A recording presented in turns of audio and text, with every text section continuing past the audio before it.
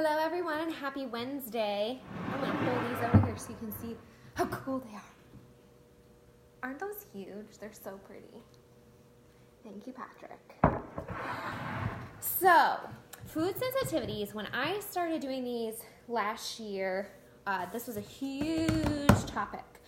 People were super interested in, what food sensitivities were, what my results were, how you get tested, all this kind of stuff. So I wanted to give you an update because it's been about 1.5 years since I originally started my own personal journey with my testing, or at least with this test. And I just recently got the results back. And I actually did a stool test, a food sensitivities test, a thyroid test, and hormone test. So eventually I'll pop on with all of these individually and kind of give you updates and like the whole big picture of how they all work together. But for now, I wanted to touch on the food sensitivities testing because it was such a hot topic last year. So I'm going to answer some of the foundational questions before I go into the actual test results. But if you guys have any questions, hi Trisha, hi Darren. If you guys have any specific questions, just let me know and I will answer them. So first of all, what are food sensitivities? Food sensitivities are chemical and immune reactions in your body to different foods. So if you have a lot of food sensitivities, you're essentially going to have chronic inflammation in your body, and chronic inflammation is a high contributor to symptoms associated with chronic disease. So if you think about it going backwards, you have chronic disease, you say, where does that come from? You have chronic inflammation in your body. You say, well, where does that come from? It comes from the gut. And where does inflammation and damage in the gut come from? It comes from stress. Well, where does that stress come from? It comes from mental, emotional, physical stress, and digestive stress like food sensitivities. So it's really important that we address those and work on healing the gut, which is what I do. I'm a functional diagnostic nutrition practitioner, so I work with my clients through functional lab testing to help them, calm inflammation, heal their guts, balance their hormones so they have more energy, better sleep, reverse autoimmune conditions, and just feel amazing. But as I've gone on my own personal journey, I have shared quite a bit of it with you guys as well. I've really been doing this since I started my journey in 2015, but I've been doing the FDN stuff for 1.5 years or so, and I've just seen amazing results myself, not to mention my clients, because all those things that I just mentioned, like my hair is so stupid today, reversing autoimmune conditions, better energy, more sleep, better poo, all these things, those are things that, my clients see as well, so it's pretty exciting. So when should you test? So let me start at the basics. Like, if you haven't already started working on your nutrition, like if you're still eating like Pop-Tarts and pasta and McDonald's and things like that, that's probably not the time to do food sensitivities testing, right? So the first step would be to shift your lifestyle to a more holistic, whole foods, nutrient-dense, real food approach. Like if it comes from the ground, if it comes from a farm, great. If it comes from a factory, don't eat it. So if that's where you need to start, I would start there. And self-promotion, shameless plug, if you need an easy way to do that, you can click the banner on my Facebook page and download the 3 Weeks to Clear Skin program that I partnered with Suggestic to make it super easy, because Suggestic provides you thousands of recipes. And if you're doing it through 3 Weeks to Clear Skin, they're all Kylene approved because they filter out the ones that don't fit the guidelines. So there's that. So if you haven't started with nutrition and lifestyle, that is where to start. And that program addresses stress as well. So it does include foods to remove, foods to bring in. You have access to tons of recipes. You have all of it there. So when should you test though? Well, if you've already gone into a whole foods diet, you've already started living that way, it's become a habit, you have made a lot of lifestyle changes, you worked on stress, you've done all these things, you're really eating a lot of greens, a lot of healthy foods, and you're still hitting a wall, that's when food sensitivity and other functional lab testing comes in. That's where it's like, okay, let's dig a little deeper. So clearly you've made the effort, you've made some changes, but you're not seeing the results that you want. So then food sensitivity testing, specifically the type that I run, is called an MRT food sensitivity test. It's a mediator release test. So it's a blood test, and what they check is how your blood responds to these foods. So my initial test was for, I think, 130 reactions, and they've upgraded it since then to be more specific, and so now they have 170 reactions. And it's not just food, they also include things like common food dyes and chemicals and things like caffeine and acetaminophen and things that you're exposed to on a regular basis. So it's very, very, very, very, very helpful. So it's a blood test. They expose your blood to these different elements, these different foods and chemicals. And then you get a report back that is green, yellow, or red for each item. Green is like non-reactive, yellow is moderately reactive, and red is reactive. But it's not only, and you can see, it's not only green, yellow, or red. There are levels to that, which is really helpful because you can get a very specific idea. Hi, Holly. Hi, Cheyenne. You get a very specific idea of how much your body is reacting. So again, we want to eliminate strong reactions and even moderate reactions if you're having a lot of issues, because chronic inflammation leads to symptoms down the line and chronic disease down the line. It's a contributing factor. So it's really important. And typically, if you're at the point, again, where you've changed your diet and you're ready to get a food sensitivities test, you've tried everything else, and you're really, struggling with some things like digestive issues, diarrhea, constipation, or fluctuating. A lot of my clients will fluctuate between the two, so not healthy. Stomach pains, bloating, gas, all of those, acid reflux, all of that fun stuff. So that's when you should test. If you've already tried and been consistent, let me just say, been consistent with a healthy lifestyle, that's when you would test. So consistency is also key because certain foods and certain reactions in your body, if your body responds to that food, those responses, your body has a really good memory, and so that memory and that response that can hang around for a long time. So consistency is always key. If you're eliminating something and really want to see how you do, eliminating it for a couple days doesn't work. Eliminating it for a couple weeks is a little better. Eliminating it for a full 30 to 90 days, even better. Okay, so let's answer some general questions about food sensitivity. Can they change or go away? Yes, they can. And that's the whole reason we want to address them. So, hi, thank you. So if you have this long list of food sensitivities, if I get a report back and I'm seeing a lot of red, a lot of yellow, what that's telling me is that there's a lot of inflammation going on. It's also going to tell me, by the way, and I want to, as I go through the different tests that I've gotten and I explain them, you're probably going to hear me say this a lot. I don't recommend that you do this alone. Because if I get food sensitivities test back that has a lot of reaction, all that's going to tell me is that there's other stuff going on in the gut, and we can address this, and it's very helpful, but you're not going to see the results you want if something else is going on.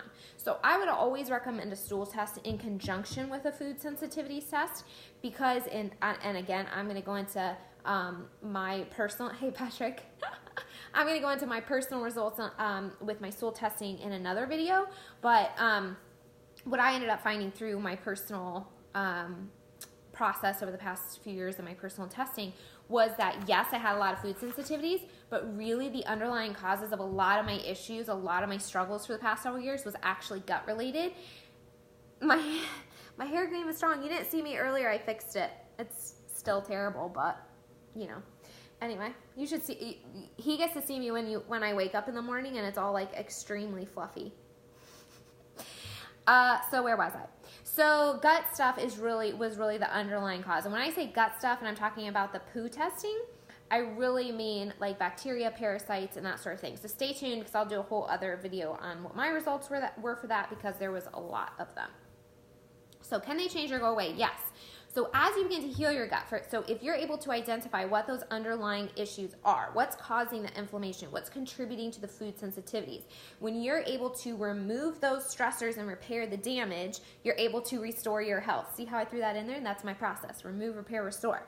So but you have to be able to identify the actual reasons that this stuff is occurring, because if you just say, okay, well, blueberries is on my list, I'm going to eliminate blueberries. Yes, that's very helpful, but if there's a parasite that's going in and out of your gut cells, destroying your gut membrane, you're probably going to have, that reaction or a similar reaction to another food long term, unless you address the parasite. Okay, so there's that. But when you're able to address the underlying factors, so the gut stuff and the food sensitivities, and you remove all that inflammation, you remove the stress, and you're able to start then healing your gut and working on the inflammation, yeah, your food sensitivities can totally change. Not only is the list going to change, it's probably going to shrink. So that's one thing I like to encourage my clients is when, if you get a long list back, first of all, that's really helpful information. Because yes, while we want to look for other contributing factors so we can really wipe it all out at once and have success when we retest, the food sensitivities test itself is extremely helpful because your body is reacting this way to food. It is. So by following that, you're able to very quickly eliminate a lot of the inflammation and take a lot of the burden off your body. So anytime you're able to eliminate a lot of inflammation and take a large burden off your body, then it has more resources, more time, more energy to actually focus on the more important stuff like healing, like repairing, like creating your hormones, like balancing your digestion, like doing all these things that we're struggling with when we take these tests. So when we dig into this functional lab testing, what we're really looking for is underlying causes of the symptoms, underlying dysfunctions in the body. We're looking for healing opportunities. So anytime we're able to identify some things and take a stressor off the body, you have a better chance of healing because of that. And you're going to have a better chance of healing more quickly. Okay, so does that make sense? That's like if you have a cut and you just decide to like pour acid on it all day, your body's going to try really hard, but it has limited resources if you're continuing to pour acid on it, right? And so that cut is going to stay open. It might even get worse. You might see other symptoms. That's going to trickle down to maybe like a blood infection. Then you have some swelling. It can get really bad really fast. But if you, if you put some Neosporin on it, if you make sure it's rinsed out, it's not infected, your body has the intrinsic ability to heal itself, and it does so very, very quickly.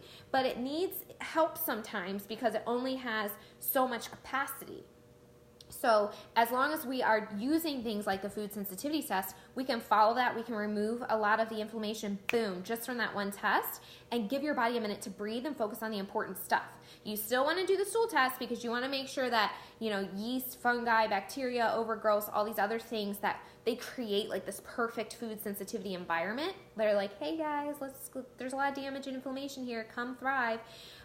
So you want to make sure those are gone too. So the two combined are really, really powerful. So I just talked about the benefits. I'm looking over here at some questions I wrote because I want to make sure I answer them. So those are some of the benefits. You remove the inflammation right away, which is great.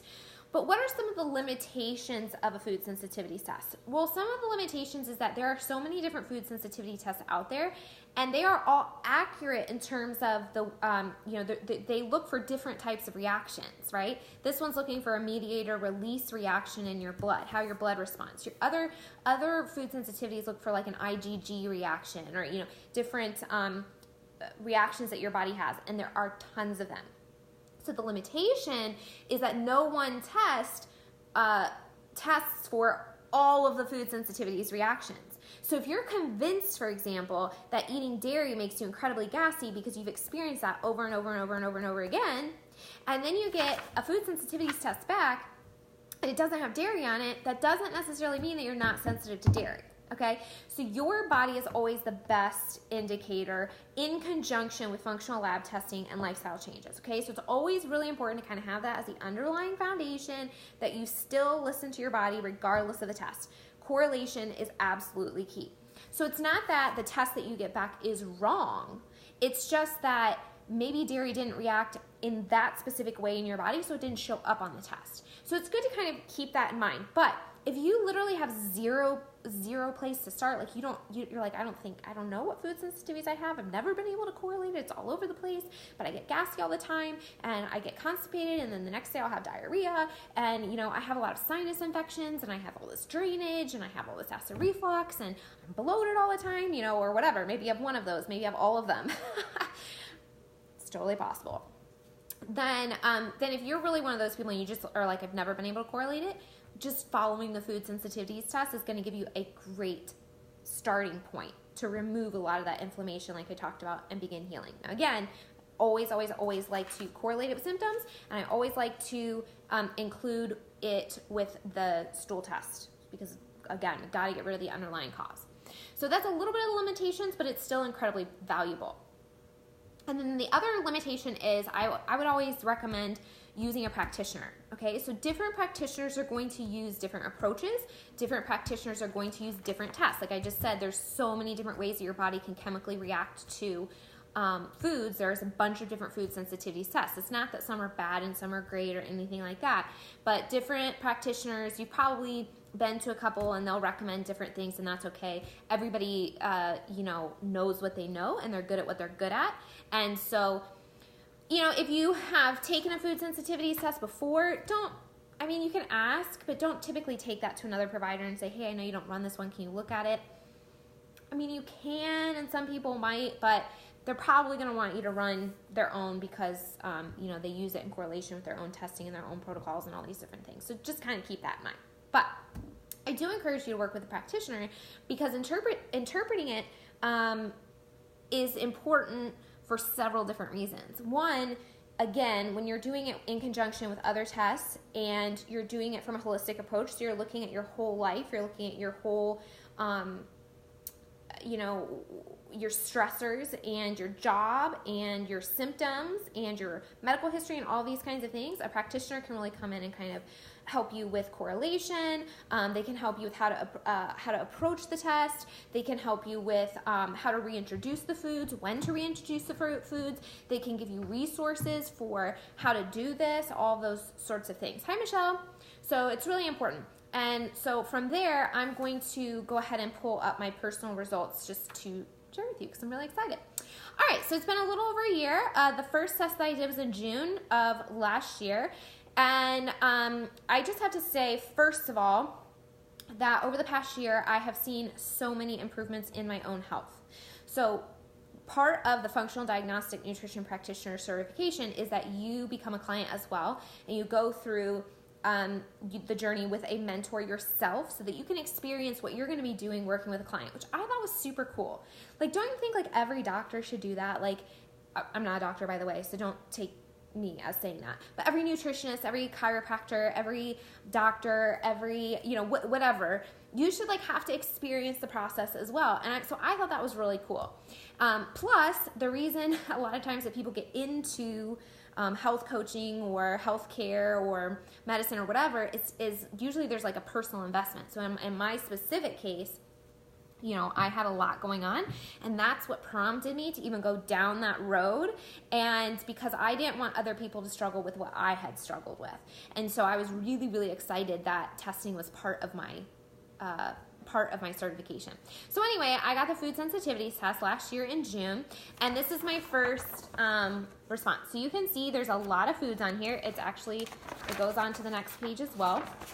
It breaks them up by categories. So you have chemicals, fruits, vegetables, grains, dairy, etc., spices, okay? So, and then you can see that you have the green, the yellow, and the red, and you're not only getting the colors, but you're getting the level. So you can actually see, okay, well, it's red, but is it a low red or is it a really high red? You can really get a good indication of how your body's responding to these foods. And then what's nice is, and it's not on this one, I should have grabbed it from my purse, they'll also give you like a little summary square that has all of them listed out, and they'll mail you this little card that has all of them listed out that you can keep in your purse. It's like your little food sensitivity cheat sheet, which, by the way, the first time you do this is incredibly helpful because you're going to want to keep that in your purse, because if you go out to eat or you go out to the grocery store and this is the first time you've done it, and this is the day after you got your test, you can be like, what was on that again? And so that's really helpful. It's a really cool thing that MRT does. I think that's really nice. So I got this back, and sure enough, I had a lot of yellow and I had a lot of red. And so I went hardcore. I went cold turkey. I just eliminated everything that was either yellow or red on my list completely. It was gone. Even if it was my favorite food, like carrot was on there. I love carrots. Like I used to roast like a whole pan of them. Cinnamon and vanilla was on there, and mint. Oh my gosh, you guys, last Christmas, I think I had one homemade paleo mint brownie last year because I was like, I need to at least have a bite because that's like one of my favorite things. But even then, that was 6 months after the test. So now with my clients, it's funny because as a practitioner, you get really busy and you're working with so many people, and sometimes it's easy not to take your own recommendations. I did not retest until this month. So it was over a year. But for most people, you can retest within 3 to 6 months, and you probably should because it changes and if you're working on other things. But here's what happened with me. I got all my other tests, like my stool test and everything, and I had so much going on, and I actually continued to retest my stool test. I had so much going on in my gut that I was like, you know what? I don't want to reintroduce any of my food sensitivities because I need to make sure that all this other stuff is handled first. I just didn't want to deal with it. I didn't want to accidentally bring more inflammation and stress on my body. So I didn't. I just kept everything out. So it's been over a year. The past couple months, I was like, you know what? It's been a long time. I've gone through my protocols. I'm going to bring all my food sensitivities back in. Plus, I was traveling a lot over the summer. You guys saw I went to Denver and I went to San Diego and all this kind of stuff. And so I was like, you know what? I'm just going to stress less. And I'm going to start bringing these things in. And so by the time I got my second food sensitivities test this month, I had pretty much brought every single food that was on my food sensitivities list back in. And I was thinking, oh, wow, I haven't really seen any reactions, really, too badly. So I think that maybe, you know, I'm really interested to see what happens. So just a reminder, on my first test, I had a lot of red, and I had a lot that were going towards the end. So I was highly, highly reactive. So on my second test, I just got it back yesterday. I'm pretty excited to share it with you. Check this out. OMG, you guys, look how much that has improved. First of all, there's no red. No red whatsoever, none. Secondly, all my yellows, every single one of them, minus like maybe 3, are incredibly low yellow. So what that tells me, and it's funny because one of the 3 highest yellow is green beans, which is funny because that's one of the foods that wasn't on my initial one, so I like brought it in a lot. And banana, which was on my first one, and the first time, yeah, it was red. It was a high red on my first test. So the fact that it's a middle yellow on my second, my reaction is responding, but it seems like that's a real food sensitivity. That's one that's going to hang around a lot. That's a food I should be aware of. That's something that maybe I should not eat at all, or if I do eat at all, very sparingly, okay? And then the other one is like soybean, and that's fairly high in the yellow, but I pretty much never have soy anyway. So that's another thing I like about the MRT test. A lot of food sensitivity tests, you have to actually have the food in your system, but the MRT test is nice because you can expose your blood and just see how it reacts without ever having to eat the food to have it be an accurate reaction, which is pretty cool. So it was funny because at first I looked at the little summary that, you know, I was kind of looking at that. I was like, oh my gosh, there's a bunch still on there, but they're all yellow, so that's good. But then, and this is why I love this test, I was looking at the levels. And that really opened my eyes to my improvement because I was like, first of all, I have no red. Second of all of these are just barely above the non-reactive level. So the reactions are super minor. So interpretation here, my gut has healed and I essentially have no food sensitivities anymore, which is incredible. So going through the protocols, addressing the underlying issues, that was what I found on my stool test, which again, I'll do another video about or else this will be like 2 hours. Addressing those underlying issues essentially eliminated my food sensitivities, which is super cool. Now, let me just clarify something here. That does not mean that I can go eat a Pop-Tart. That does not mean that I can go eat gluten whenever I want to. It does not mean that, you know, I can go to bad eating habits just because I don't have food sensitivities. I have to support the work that I've done so far to heal my gut by continuing to eat foods that are anti-inflammatory, that are nutrient dense, and that support the continued healing process. So, but it also means that if I go out to eat and I accidentally get cross-contaminated with something, or I go out in the real world and I get exposed to something, or I choose a little treat here and there, my reaction level is not going to be the same that it was, which is awesome. That's amazing. That's super exciting. So, like I said, there's a couple things on there that are kind of like, oh, well, that was on my first test, so I think I'm really going to have to watch that. And, oh, that's maybe pushing like the midline a little bit, so maybe that's but there's so few of them. And the other thing that I kind of noted as well is a lot that showed up on these little moderate reactions were foods that I chose a lot of this past year because they did not show up on my first test. So I was eating a ton of them. So kale is a great example. Spinach was on my first test, so what did I replace it with? I ate a crap ton of kale, and so kale showed up. Now again, it's really a tiny little mild reaction, but what that tells me, besides the fact that my gut is healed and I pretty much have no food sensitivities anymore, is that what is reacting just a little bit is stuff that I maybe overdid it with, which tells me variety is key, right? And so it's a great reminder. It's not all about, I have 3 foods that I can eat and this is the only food I could eat. No, you'll probably end up having some reaction to that somehow. So variety is absolutely key. And they found that the more nutrient variety that you can get in your diet, the happier you are and the better sense of well-being you have. And it only makes sense because every food has a different structure, has a different chemical structure, protein structure, has different vitamins and micronutrients and minerals that we need, right? And we talk about eating seasonally and eating organic and all these different things and eating locally, and so there's all these things, but getting as much variety as you possibly can is going to help not develop food sensitivities once you have healed. I hope that makes sense. So, I was pretty excited about my personal results. I will share the results of my stool test because I really feel like addressing those issues is really what allowed my body to heal. And then I'll also share some of the things I'm still hey, this isn't quite perfect for me. Hi, Olivia. Hi, Valerie. This isn't quite perfect for me yet, so that's why I'm still kind of pursuing some stuff. But I'm somebody that's this is what I do, and I want optimal health because I have access to this testing, and I feel like it.